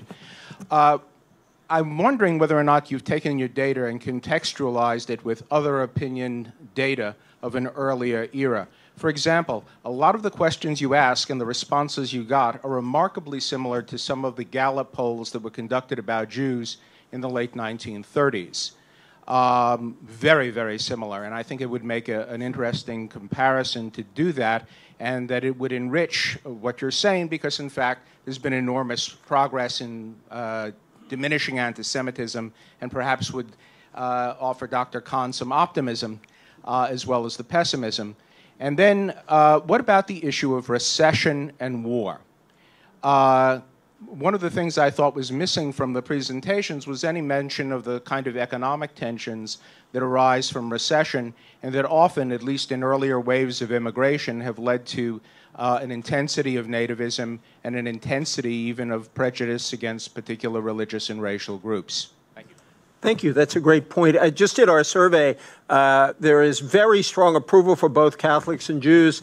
Jews are 1 point ahead of Catholics, which has absolutely no statistical significance, but is a great fact to use at a cocktail party. Go ahead. It gives you bragging rights on the 8th floor of Brookings. Right. Who has the highest favorability rating? Yeah, right. Trivia question. Yes. You already got that. So first on the social contact question, you're of course right that the Muslim population is, as Dr. Kahn has pointed out, is less than 2% of the population and geographically concentrated, right? So it's not evenly spread over the country. So a Make Friends with a Muslim Day is probably going to have limited, nationwide effect. I think that's right. Fortunately, I mean, I don't have too many practical things, but I can say this, that the effect is there, as I said. The sort of, and what's mostly there is having never talked with a Muslim is the sort of effect that stands up as an independent predictor of views on, about Muslims. However, it's less strong on the, if there's any sort of heartening thing here, it's a little bit less strong than it is knowing having never talked to Hispanic influences, anyone who's Hispanic influences views on immigration. So those relationships, the stronger independent effect is on the immigration side, which may be good news for Muslims. It's still there, but it's not as powerful. The things ahead of it, again, are media, trust in media, conservative ideology, living in the South. All of those are a little bit more powerful than independent predictors than having never talked with a Muslim. But on the practical front, I mean, the other, I think, piece of it is that there's no, I don't see a silver bullet here, because there's also no education, as I pointed out earlier. It depends on what the source of knowledge is, right? It's not just that getting facts out there, are going to completely solve the problem. So I think that it has to be a sort of, sort of more general familiarity with Islam that's maybe less, ideologically driven, and sort of more. It's a great role. I used to be in higher education. It's a great role for higher education, right? To kind of do some of this, to kind of give objective studies about Islam, about Muslims in America. And we're seeing some things like, where does, for example, the history of Muslims in America show up in primary and secondary school textbooks, right? That's a question. Is that part of the curriculum or not? Is that part of the American story? And that's really the biggest thing here. Is that part of the American story or not? And I think one of the things we'll see with millennials is that it will increasingly be part of the American story. Just one little anecdote. We talked about President Bush. As far as I know, President George W. Bush was the first president to use the word mosque in speech in the context of saying American churches, synagogues, and mosques. He included in the kind of landscape in a speech shortly after 9/11. And I think that in itself is a significant marker of inclusion of those institutions in society. On the question of Gallup context, you're absolutely right. The survey just came out of the field August 14th. So on academic timeline, we are sprinting to get the results out. But you're absolutely right. Kind of doing that kind of contextual thing would be really, really interesting and kind of really nail down the points. But EJ and Bill actually make these points quite well, not with data, but sort of make the points in the essay in the section that they write. We don't have trends on recession and war. I wish we had longer trends on these particular questions to be able to sort that out. On the millennials' point being less religious, I want to make one quick thing here. Millennials are less religious, but it means, by that I mean that they're, on a number of measures, but they are unaffiliated, officially kind of, that doesn't mean that they're atheists, right? It means that they're unaffiliated. There's a big number of them that fall into the kind of spiritual but not religious category. If you ask them if religion's important to their lives, a large number of them will say yes. So they're not sort of anti-religious. I want to be kind of clear about that. They're kind of unaffiliated, formally unaffiliated. This generation is not joiners anyway, but it's a sort of less hard stance. It's not an anti-religious stance at all. It's a sort of not being formally affiliated with religion. And EJ, there was one other question on the table. There is point on the social contact thing. Yes, just one more. Sure. Just one more quick point. The question in the survey that too many the question in the survey that too many Americans believe that Muslims are terrorists, something like that. If you could just report the number, which goes on, if you will, the positive side of the ledger in terms of views, but still is split. I didn't find it in flag. the. It may not be here. So let me locate that. You can take the other point. Well, I'll give it to you. I had a very interesting conversation with a colleague of mine who was talking about Muslims and violence in the Philippines, and he kept saying, but our Muslims are not like that. And I said, what do you mean, our Muslims? And he said, I mean American Muslims. I said, they are our Muslims? And he said, yeah, I understand what you're trying to say, but let me tell you that even those who don't know Muslims would like to say that our Muslims are better than Muslims in Europe, and our Muslims are not like the Muslims of Iran. So even those who have had no contact with Muslims will be predisposed to having a slightly positive attitude, relatively speaking. But all surveys clearly show that anybody who knows a Muslim personally has very positive views about Muslims and does not have strikingly high unfavorable views about Islam. But in the Republican Party, it's very interesting that even those people in Texas and Oklahoma who have never met Muslims, but if they listen to somebody, say, like Rick Perry, who's very close to the Aga Khan, or Christie from New Jersey, these are people who are not talking in the Islamophobic language. So I have a feeling that if Muslims can reach out at least to leaders and opinion makers, the fact that not every American can know a Muslim can be sort of affected by Muslims knowing who shapes their attitude and their opinion makers. So the task for American Muslims particularly is really gargantuan. Just this one piece of data. Tell me how much time we have left, because I do want to go back to our Twitter feed. If somebody could, so we'll begin and end with Twitter. If somebody could bring Christina Mike, just pass along this one piece of data. Yeah, so real quick, just one other thing that I could have included in the sort of positive views about Muslim section, just didn't make it there for time. But we also had a question about that said, too many Americans think that all Muslims are terrorists. Do you agree or disagree with this statement? 6 in 10 Americans agree with this statement, that too many Americans think that all Muslims are terrorists. So there's also clear sense that a strong majority of Americans think that Muslims have been judged in a fairly harsh manner on this point. 4 in 10 disagree. Thank you, Christine, and then we'll bring in a couple more. We have 9 minutes, so we're in good shape. Thank you. This comes from a blogger here based in Washington.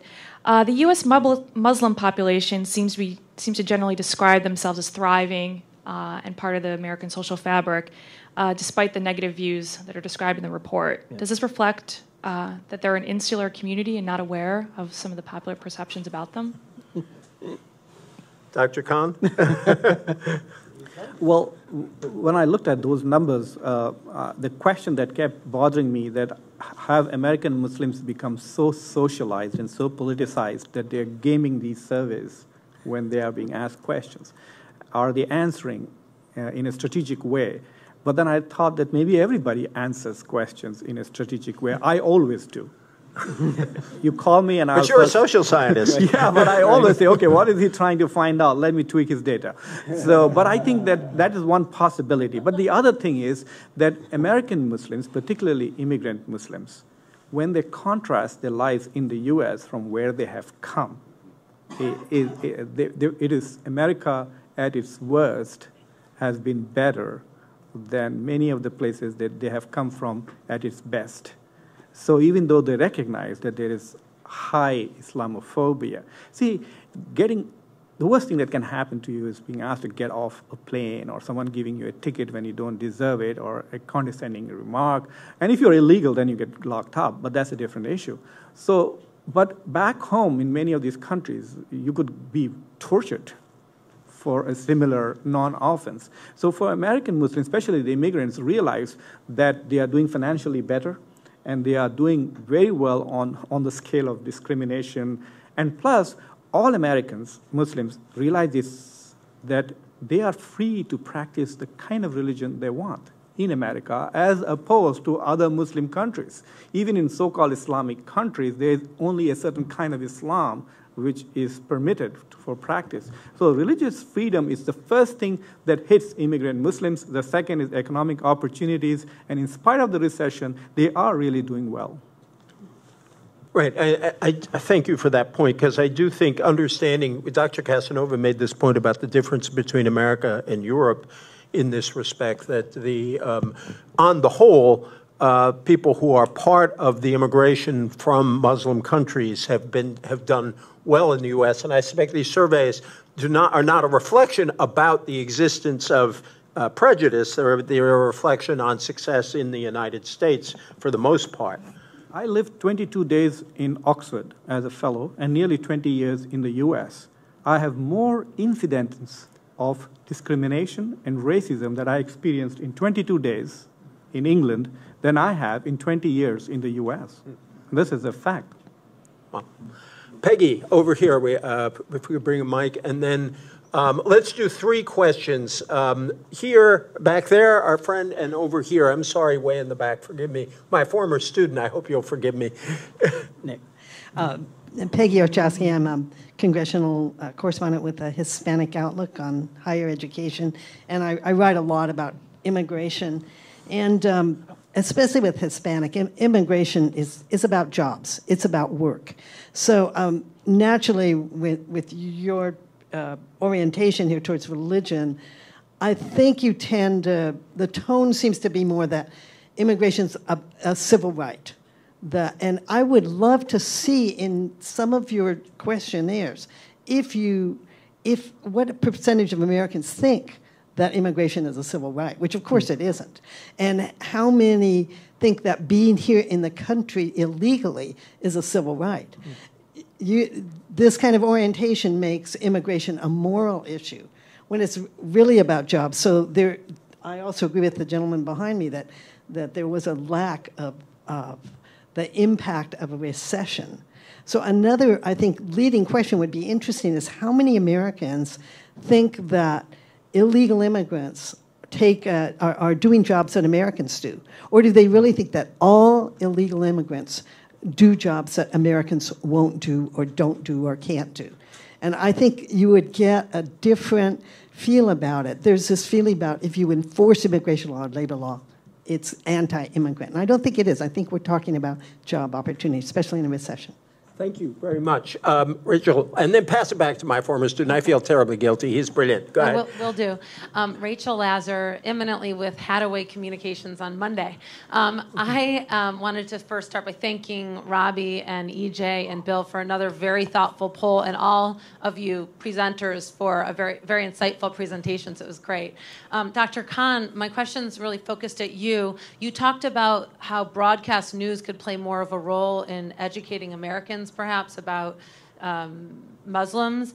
And I wanted to turn it back to what you thought the president should be doing. Today, the front page of the Post obviously has an article, Feeling Ignored at Home, talking about how Muslims, are noting that President Obama hasn't visited any mosque yet since he was president. And I'm wondering whether you had any insights about what the president could be doing, maybe innovative ideas, and also whether the Muslim community has been in touch with television and sort of Hollywood, because we've all seen the role that television shows in Hollywood have played with gay rights, for example. Just pass it right back. Go ahead. And then this gentleman over here, if we could bring a mic to him, and we'll get them both in. Go ahead.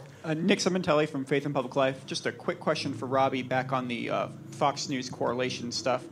Did you find in the survey, what percentage of those who trusted Fox News identified as well as independents or Democrats? And were there enough of them that you saw the same kind of difference that you saw amongst Fox News Republicans versus others to kind of suggest it's a stronger variable, if there were enough of them? Yep. Proving he was brilliant at Georgetown. Thank you very much. Sir. Ken Masugi, I teach down the street here. I have an anecdote in search of a polling question, but on the way it smacked into Bill Galston. And I had a student just this last summer who's an Egyptian academic, and so I asked him about the Mubarak and so forth, and he seemed very urbane and how much he loved to visit Paris. And after this exchange, I asked him, well, what about this poll, post-Mubarak poll, that said that an overwhelming majority of Egyptians favored the death penalty for converts from Islam? And he said, oh, yes, absolutely. Anyone who would renounce his religion is capable of any crime whatsoever. And I was astonished, so I asked him to spell it out, and he was very adamant. And so I'm wondering whether the polling question you raised on Sharia law actually touches on this attitude, or whether you have any other data about the attitudes of Muslims in America, whether they adhere to the overwhelming majority of sentiment in Egypt as detected by that poll, or... Thank you. Thank you very much. That's a good question. What I'd like to do is give everyone a shot at responding to these questions and making a closing comment. I'll just go right down the panel with Dr. Casanova. We must remember that weeks before September 11, President Bush and President Fox of Mexico were trying to fix the immigration problem. They were trying to introduce dual citizenship to Mexicans, immigrants in America. So it was unthinkable after September 11. But what I want to point out is the fusion or the bringing together, the linking of the two issues, immigration and Islam, is one, of course, of the consequence of September 11.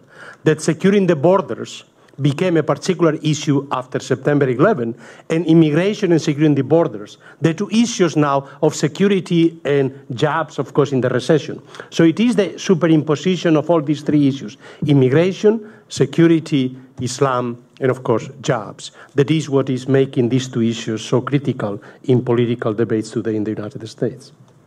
Dr. Khan. I want to start by commenting about the media. If you look at the media before 9/11 and after 9/11, there has been an exponential improvement in positive coverage of Islam. The media has done thousands and thousands of positive stories.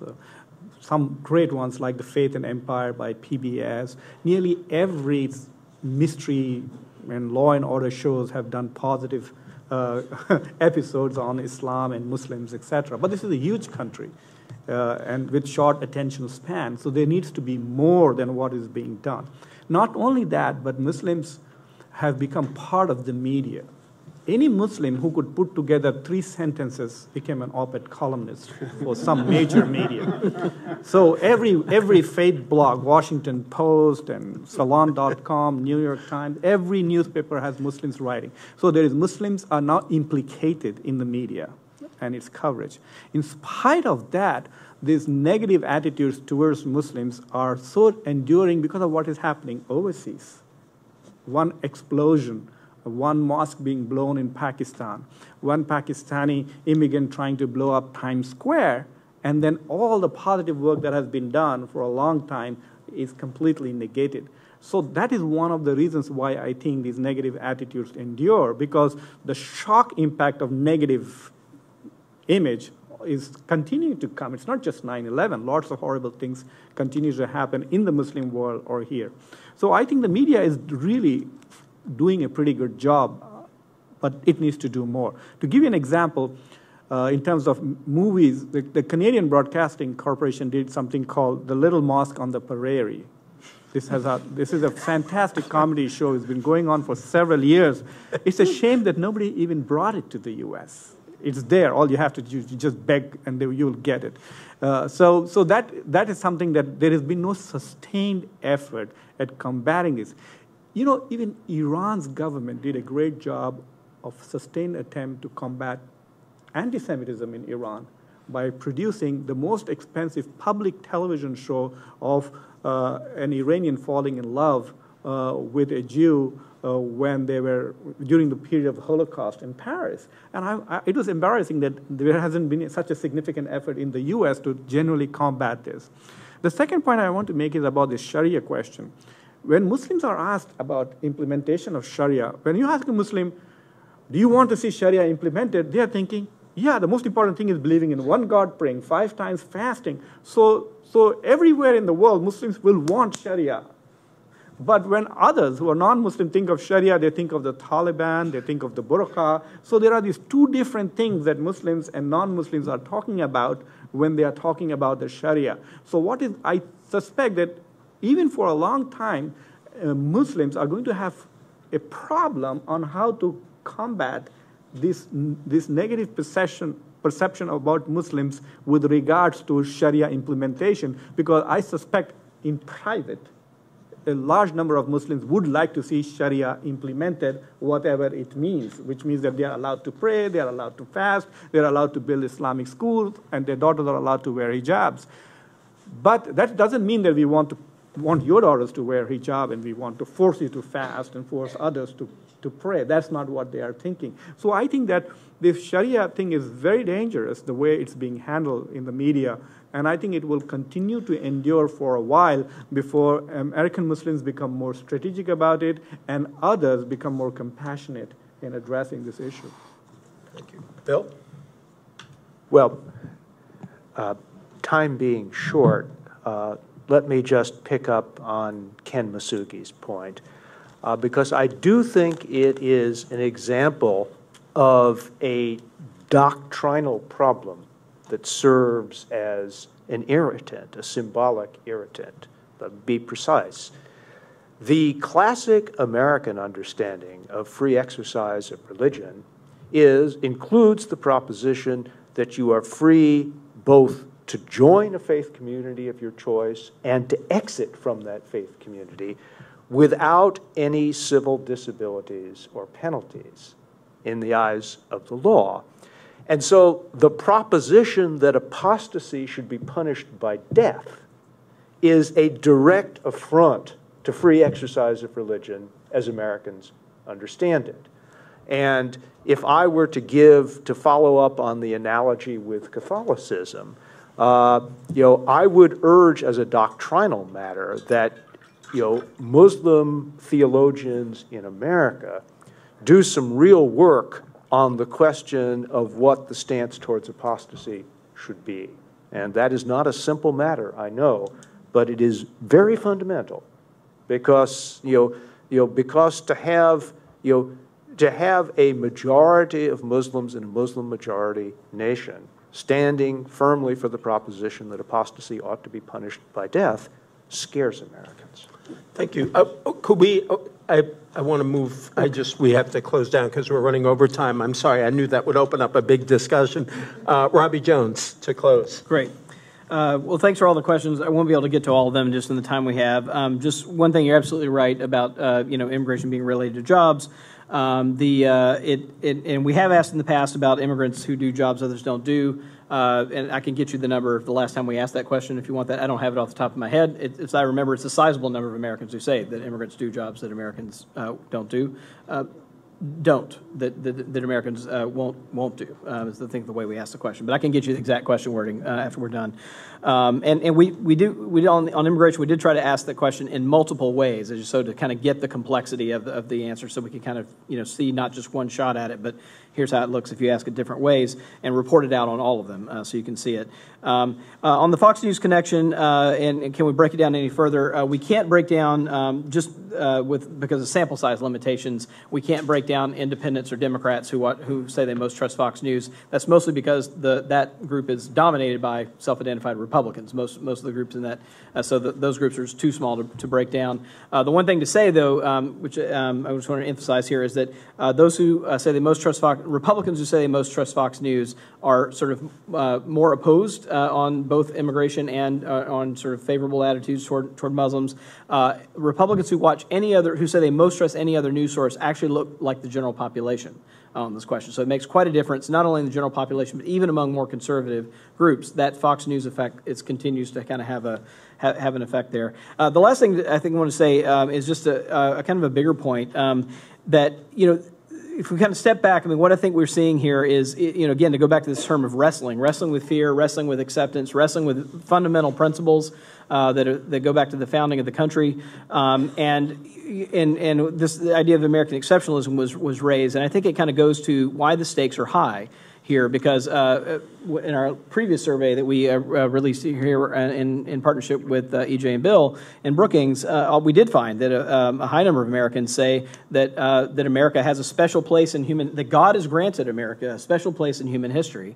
And one of the things we see here is Americans really concerned about how recent immigrants, particularly Muslims and Latinos, are changing American society. One interesting little tidbit that I'll leave you with is a little bit of a conundrum that when we asked the question about whether immigrants were changing, recent immigrants were changing American communities, so on the ground, people's local communities, I had about 4 in 10 saying that they were changing American communities a lot. And the country was sort of split on whether it was a slim majority saying that was a good thing, but about 4 in 10 saying it was a bad thing, and big partisan divides. When we asked about American society, interestingly enough, we got higher rates saying that they were changing American society than we did changing communities on the ground. So there's a perception gap here that even if on the local level people aren't seeing such high levels of change, they're sensing or having a perception that immigrants are changing American society. Interestingly enough, same division, about 52% saying a good thing, about 4 in 10 saying a bad thing. Big partisan divides and big generational divides on this question. And the interesting thing there is that there was a ideological divide on the question about society, about changing perceptions of changing society. There's no ideological divide on perceptions of changing community. So that's a kind of interesting tidbit I'll kind of leave you with, these kind of differential perceptions of on the ground versus a kind of more symbolic thing, like what do we do? How does this change America and what we think of as America?